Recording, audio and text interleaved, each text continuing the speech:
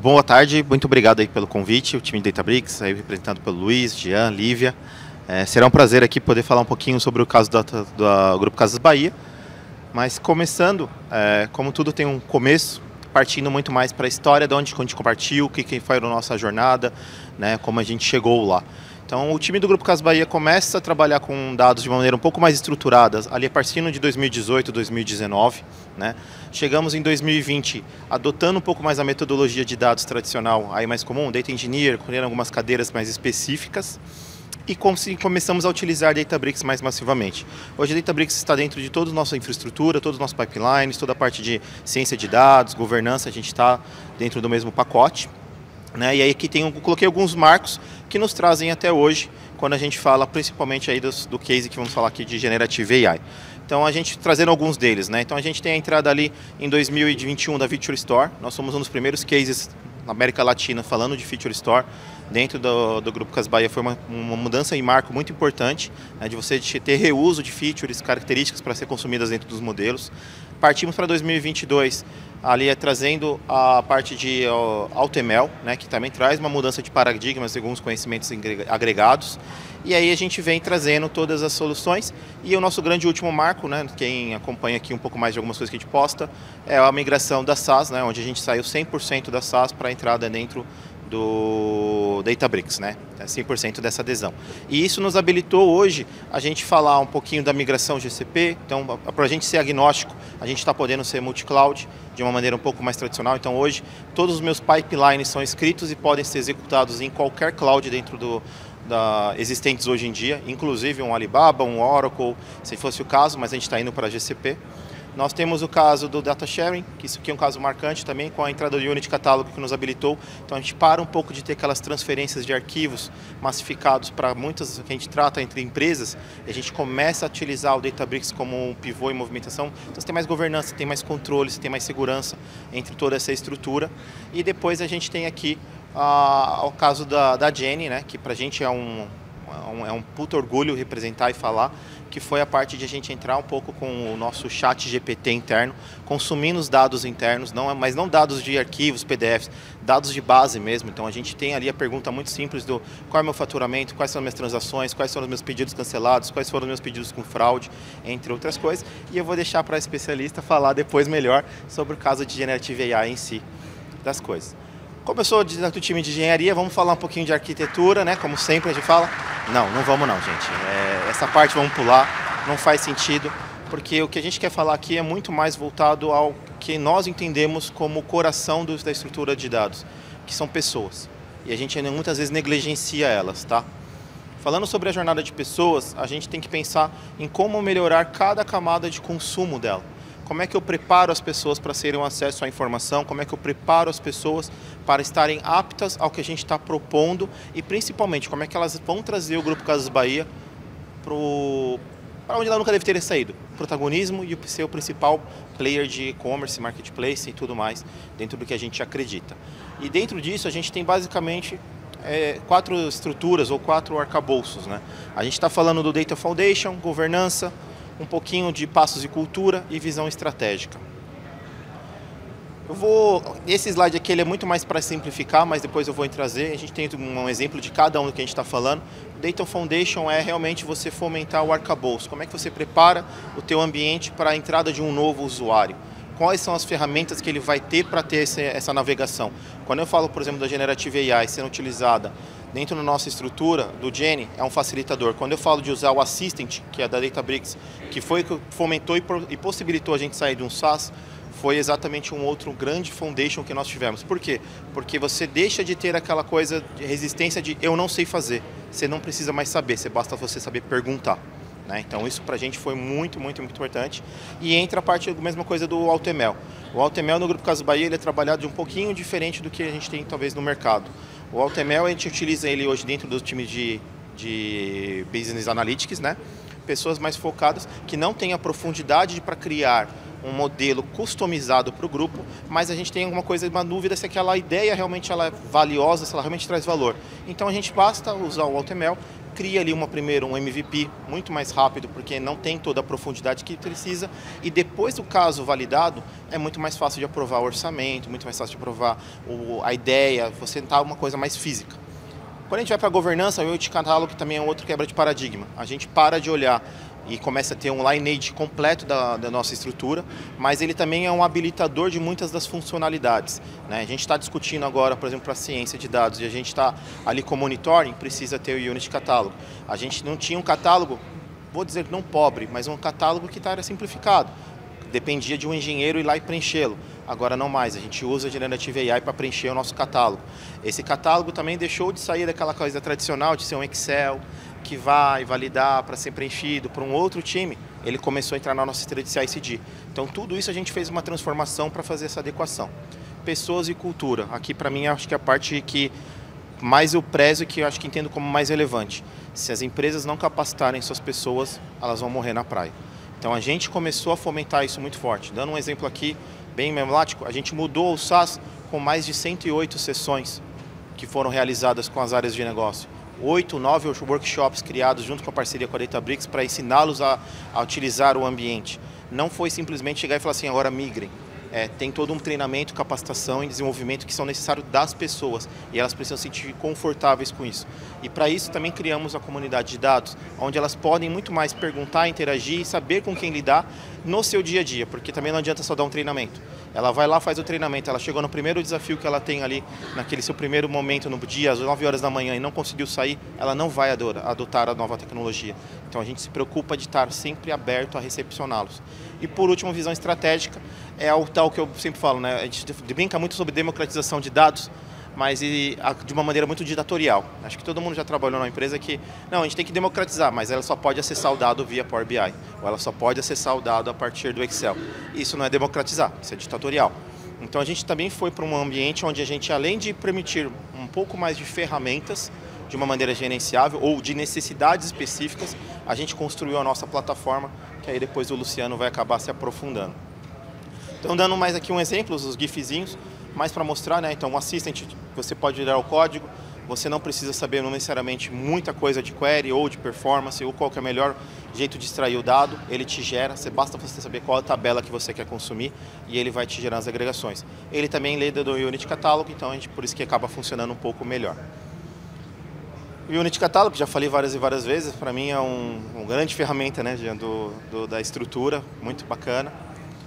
A nossa parte de educação, de treinamento e certificação, então, por exemplo, além do que a gente faz para os times externos, de capacitar, de treiná-los, a gente tem uma questão muito forte dentro da estrutura. Hoje o time de engenharia tem como meta certificar 100% do time de engenharia até o final do ano. Nós já estamos ali numa rampagem muito forte. Como que a gente está fazendo isso? É só deixá-los? Não. A gente tem um programa de toda terça-feira, eles têm 1 hora de estudo liberado, então é um estudo remunerado. A gente está conversando com a Databricks para fazer algumas sessões específicas fechadas para o time, para eles se capacitarem mais ainda, tirarem dúvidas. E tem que ter uma adesão das gerências sêniores e tudo mais. Então, por exemplo, eu, o César, que faz parte do meu time, vamos nos certificar junto com eles, que aí você bota mais pressão na galerinha e fala assim, porra, se vocês não têm tempo, imagina a gente que estão aqui também fazendo. E por último, o que nós chamamos aqui a Up AI. Em casa a gente brinca internamente que deixa com o pai, né? Então é UpAI. Mas ela é uma plataforma que ela visa trazer um pouco mais a simplificação do mundo de dados. A Databricks apoia a gente muito nisso, então tem muita coisa aqui que está embedada, mas é um canal para a gente que facilita, onde eu sei mais ou menos o que ela vai fazer e controlo o que ela vai fazer, né? Então eu simplifico algumas coisas que, para vez para o mercado, ou para o mercado americano, ou para o mercado europeu, é muito simples, para a gente não é. Eu preciso trazer essa visão. E eu acho que eu gastei meu tempo. Paula?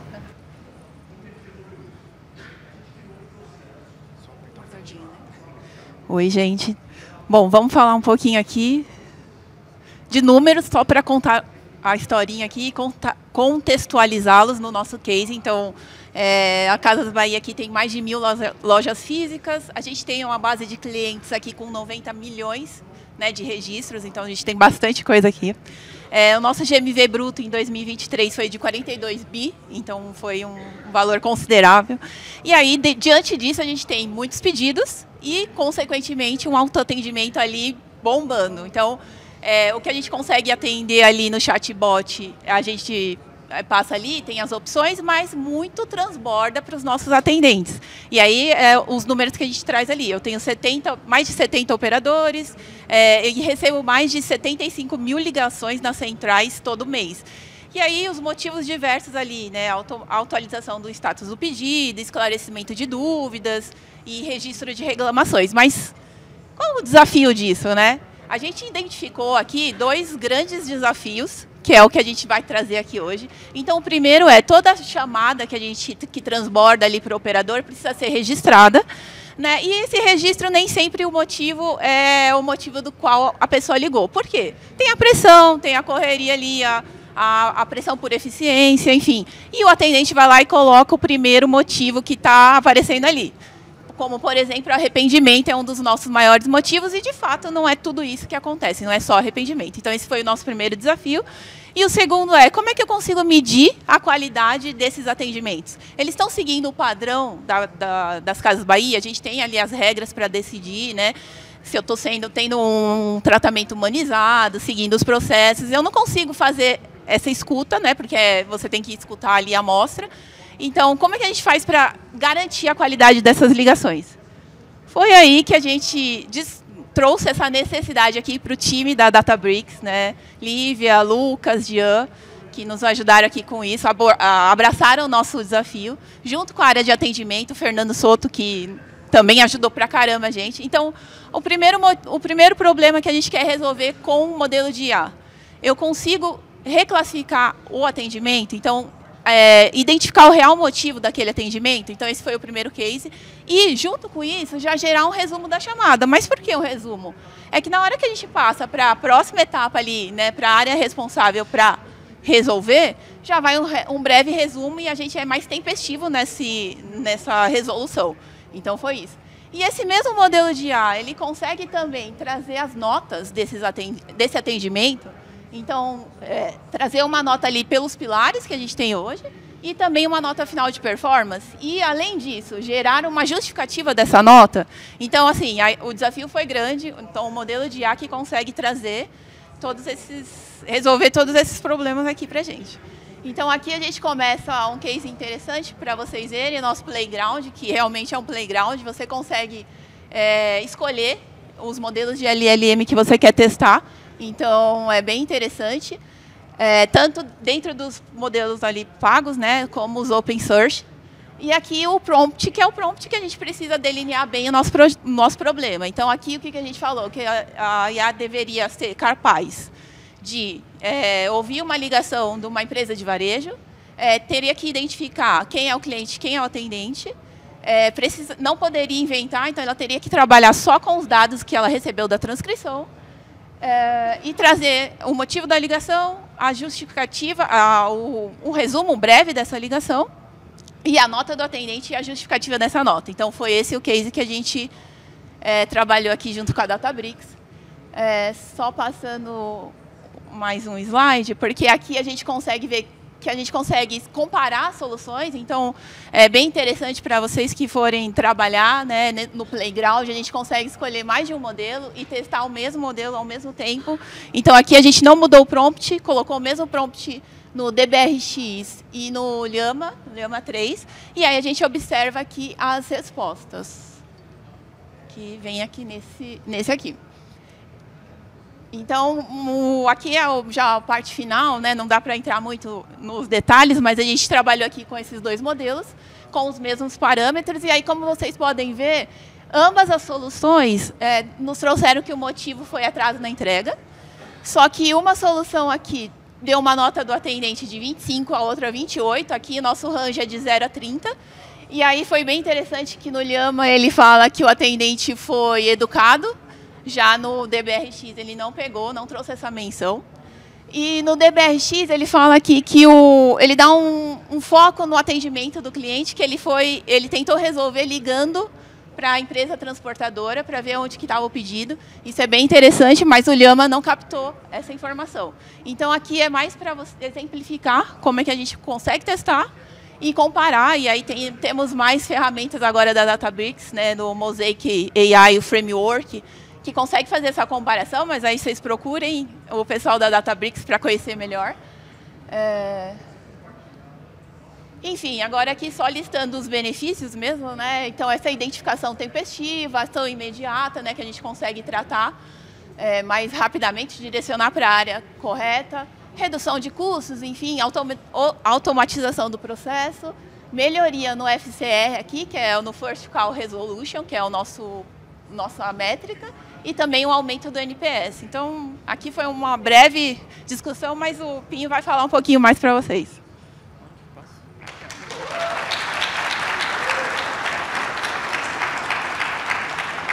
E aí, pessoal, boa tarde.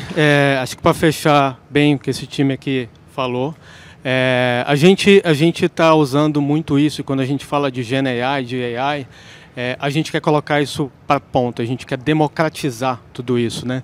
Então, como os números podem ver, a empresa que ela tem uma performance melhor é que ela consegue colocar na ponta, né, na linha de execução ali, baseado em dados. Ela consegue rentabilizar mais, ela consegue ter uma receita melhor.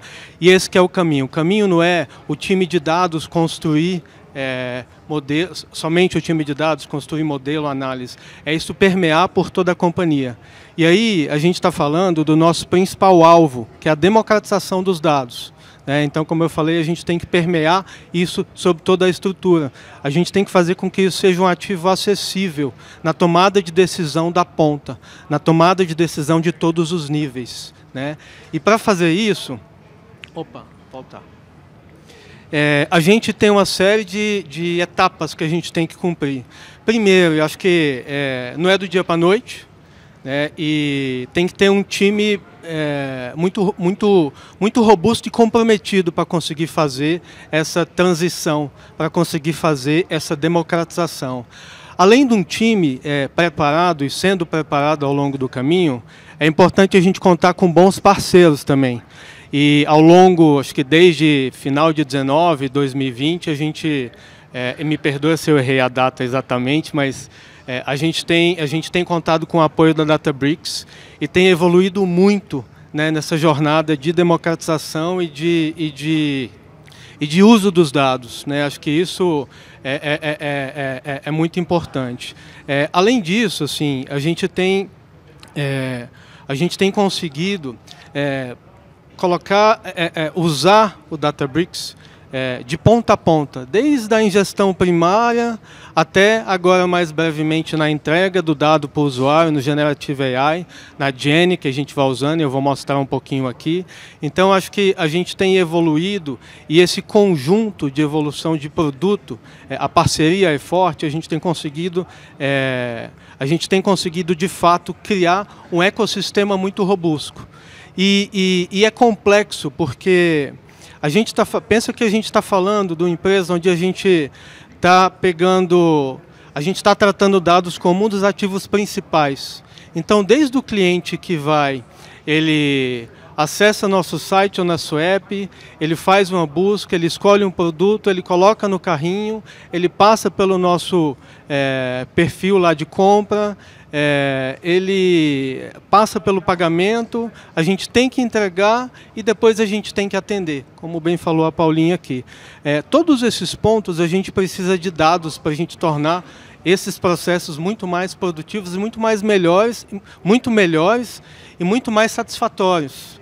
Então a gente precisa colocar toda essa complexidade e o uso de AI, de Generative AI, principalmente dessas novas tecnologias, tem possibilitado que a gente consiga dar muitos saltos de qualidade nesse sentido. A gente falou de um case aqui, mas tem uma série deles que a gente está trabalhando ao longo desse tempo e ao longo dessa jornada de dados. Então, a democratização de dados, a gente conseguir colocar isso para a ponta, a gente conseguir fazer com que a área de negócios não simplesmente consuma, mas ela consiga analisar, ela consiga criar as suas análises, ela consiga criar os seus modelos, ela consiga usar a Genie para fazer as suas perguntas, isso tem que ser orgânico na companhia, tá? E aí a gente vê aqui, então a gente tem que pensar ali que a gente entendeu, então a gente teve a consciência que a gente tem que ter essa mudança de visão. A gente entendeu como é que isso pode impactar no dia a dia da companhia, Então a gente precisa mudar. Como é que isso impacta? E não como isso impacta em áreas que já usam dados, mas em todas as áreas que podem se potencializar com o uso de dados. Porque no momento que isso acontecer, a gente pode falar que é uma cultura mais data-driven. A gente tá usando dados para tomar as nossas decisões de forma orgânica, né? Até a gente internalizar e conseguir se transformar a partir desse uso de dados, que é o que está acontecendo. Aqui, uma demonstraçãozinha, deixa eu ver se ele dá play aqui. Do que a gente está usando ali na Gene. Então, esse exemplo, a gente está falando ali de logística e a gente está perguntando sobre ruptura. Fazendo uma questão simples, um questionamento simples ali, né? Qual a ruptura nos próximos 90 dias? E aí ele vai executando e ele vai executando dentro dos dados do nosso Data Lake. E aí ele traz a resposta, explica a resposta e mostra para a gente quais são esses dados, o que está acontecendo, como está sendo essa ruptura, que é um indicador muito importante que a gente tem de logística, uma dessas áreas que eu falei, e no fim ainda coloca o código ali, para que, caso queira analisar como é que foi feito, ali a gente consegue ter essa capacidade. Mas mais do que só a Gene, e a Gene é uma parte do nosso processo de democratização, a plataforma que o Rei até falou, que a gente chama de Up AI. A gente apelidou essa nossa plataforma de dados, que vai ser um dos canais principais para a gente conseguir falar de democratização de dados no Grupo Casas Bahia. Por quê? Porque isso vai dar a possibilidade, né, para as áreas, para elas conseguirem ter uma capacidade de, eu quero inserir um dado no Data Lake que eu quero fazer uma análise. Eu vou fazer um upload do arquivo e eu vou jogar aquele dado para dentro do Data Lake. Mas agora eu quero fazer uma query, eu quero pegar uma das queries que existem lá no nosso repositório. A gente vai pegar e vai executar e vai ter essa possibilidade. Não, eu quero ver um painel e eu quero setar um painel como um dos meus favoritos. Então, o nosso fim é a gente conseguir de fato, democratizar tudo isso, democratizar esse acesso à informação. Então, isso é muito importante dentro dessa jornada que a gente está falando. A gente está falando aqui, né, da arquitetura, do ecossistema, do AI, do Generative AI, mas nada disso a gente vai atingir o nosso objetivo se isso não estiver trazendo valor para a companhia. Se as áreas não estiverem, de fato, usando isso para produzir resultado, para trazer rentabilidade, para trazer todos os pontos que são importantes. É isso, pessoal. No tempo. 00.